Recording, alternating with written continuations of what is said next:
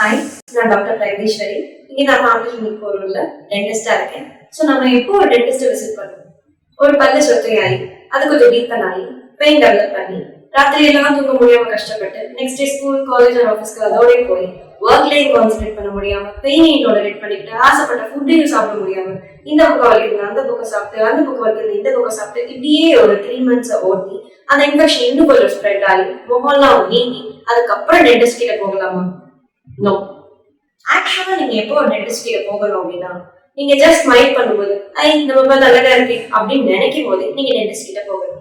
ஏன்னா உங்களுக்கே தெரியாம எவ்வளவோ ப்ராப்ளம் உங்க டீத்ல இருக்கலாம். ஓகே, அப்போ நீங்க போகல. நம்ம ரெகுலரா பிரஷ் பண்ணும்போது எங்கேயாவது ப்ளீட் ஆக சான்சஸ் இருக்கு. கொஞ்சம் லட்டு தானே அப்படின்னு நீங்க நினைக்காம அப்பவே நீங்க டென்டிஸ்ட் கிட்ட போகணும். ஏன்னா உங்களுக்கு ஏதாவது கம் ப்ராப்ளம்ஸ் இருக்கா அப்படிங்கறத நம்ம அனலைஸ் பண்ணிட்டு அதுக்கான ட்ரீட்மெண்ட்டை பண்ணிக்கலாம். ஓகே, அப்போ நீங்க வரல.